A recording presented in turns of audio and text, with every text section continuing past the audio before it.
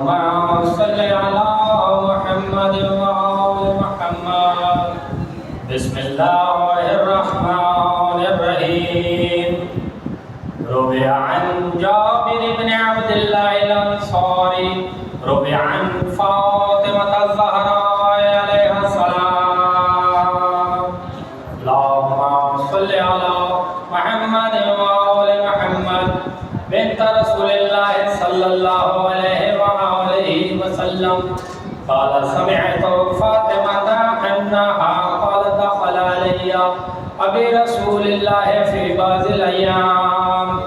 فقال السلام عليك يا فاطمة فقلت عليك السلام قال إني أجد في بدني ضعفا فقلت له أعوذك بالله يا أبتاه من الضعف فقال يا فاطمة ائتيني بالقصاء اليماني فغديني به فأتيته بالقصاء اليماني فغديته به وصرت أنظر إليه وإذا وجهه يطلع له كأنه البدر في ليلة تمامه وكماله فما كانت إلا ساعة وإذا بولدي الحسن عليه السلام. اللهم صل على محمد وآل محمد. قد أقبل وقال السلام عليك يا أم فقلت عليك السلام يا قرة عيني وثمرة فؤادي فقال يا أمه إني أشم عندك رائحة طيبة كأنها رائحة جد رسول الله فقلت نعم إن جدك تحت الكساء فأقبل الحسن عليه السلام نحو الكساء وقال السلام عليك يا جداه والسلام عليك يا رسول الله أتأذن لي أن أدخل معك تحت الكساء قال وعليك السلام يا ولدي ويا صاحب حوزي قد أذنت لك فدخل معه تحت الكساء. اللهم صل على محمد وآل محمد. فما كانت إلا ساعة وإذا بولدي الحسين عليه السلام. اللهم صل على محمد وآل محمد. قد أقبل وقال السلام عليك يا أم فقلت عليك السلام يا ولدي ويا قرة عيني والثمرة فؤادي فقال لي يا أمه إني أشم عندك رائحة طيبة كأنها رائحة جد رسول الله فقلت نعم إن جدك وأخاك تحت الكساء فدنا الحسين عليه السلام نحو الكساء وقال السلام عليك يا جداه السلام عليك يوم اختاره الله أتأذن لي أن أكون معكما تحت الكساء قال وعليك السلام يا ولدي ويا شافع أمتي قد أذنت لك فدخل معهما تحت الكساء.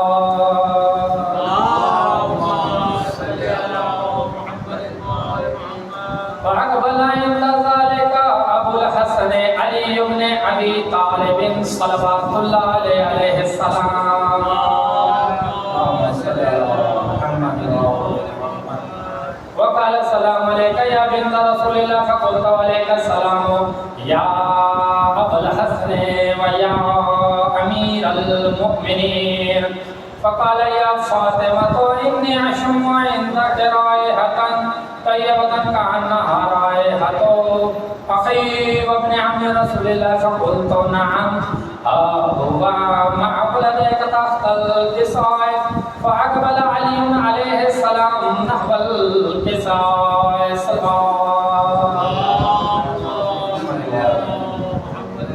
وقال السلام عليك يا رسول الله أتأذن لي أن أكون معكم تحت الكساء قال وعليك السلام يا أخي ويا وصي وخليفتي وصاحب لواي قد أذنت لك فدخل علي عليه السلام تحت الكساء. اللهم صل على محمد ثم أتيت نحو الكساء तरीन सल्लल्लाहु अलैहि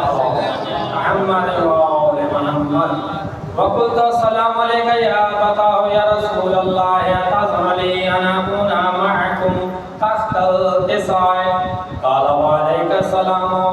या बिन्ती व या फ़ज़अती क़द अज़िनतु लकी फ़दख़लतु तहतल किसाए अल्लाहुम्मा सल्लि अला मुहम्मद व आलि मुहम्मद ولما اكتملنا جميعا تحت القصاء أخذ برسول الله بطرفي القصاء وأومى بيده اليمنى إلى السماء وقال اللهم إن هؤلاء أهل بيتي وخاصتي محمدي لحمهم لحمي ودمهم دمي يعلمني ما يعلمهم ويحزنني ما يحزنهم أنا حرب لمن حرب وسلم لمن سلمهم وعدو لمن أعداهم ومحب لمن أحبهم إنهم مني وأنا منهم فاجعل صلواتك وبركاتك ورحمتك وغفرانك ورضوانك علي وعليهم وأذهب عنهم الرجس وطهرهم تطهيرا اللهم صل على محمد وقال الله عز وجل يا ملائكتي ويا سلطان السماوات إني ما خلقت السماء مبنية ولا أرض مدحية ولا قمر منير ولا شمس مضية ولا فلك يدور ولا بحر يجري ولا فلك يسري إلا في محبة هؤلاء الخمسة الذين هم تحت الحساب صل على محمد وآل محمد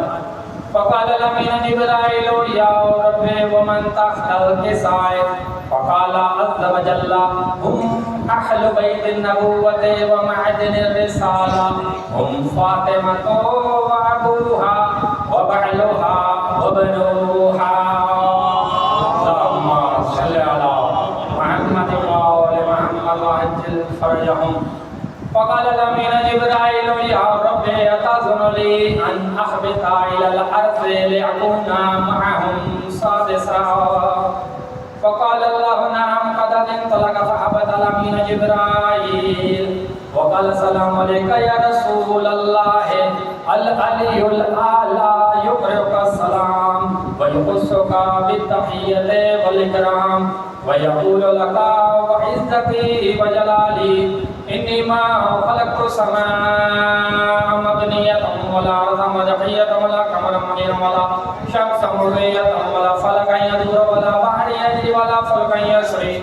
إلا لأجلكم ومحبتكم وقد أذن لي أن أدخل معكم فهل تأذن لي يا رسول الله فقال رسول الله وعليك السلام يا أمينا وحي الله إنه نعم قد أذنت لك فدخل جبرائيل معنا تحت الحساب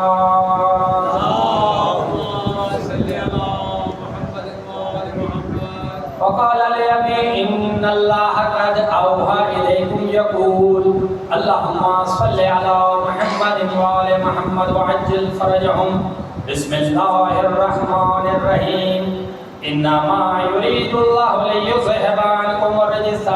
عنكم الرجس أهل البيت ويطهركم تطهيرا اللهم صل على محمد وآل محمد فقال علي عليه السلام لأبي يا رسول الله أخبرني ما لجلوسنا هذا تحت الكساء من الفضل عند الله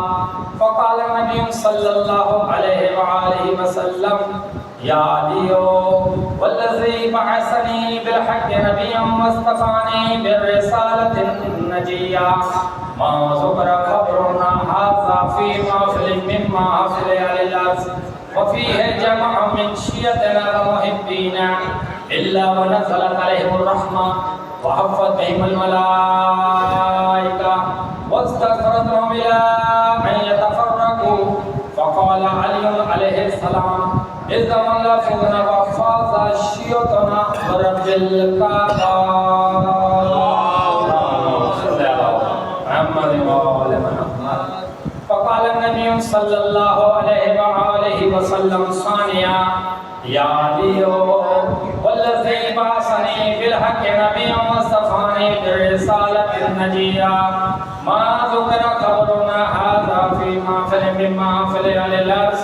وفيه جمع من شيعتنا ومحبينا وفيهم محموم إلا وفرج الله همه ولا مغموم إلا وكشف الله غمه ولا طالب حاجة إلا وقضى الله حاجته. وقال علي عليه السلام إذا الله فزنا وسعدنا وكذلك شيعتنا فازوا وسعدوا في الدنيا والآخرة ورب الكعبة. صل على محمد وعلى محمد اللهم صل على محمد وعلى محمد اللهم صل على محمد وعلى محمد وعجل فرجهم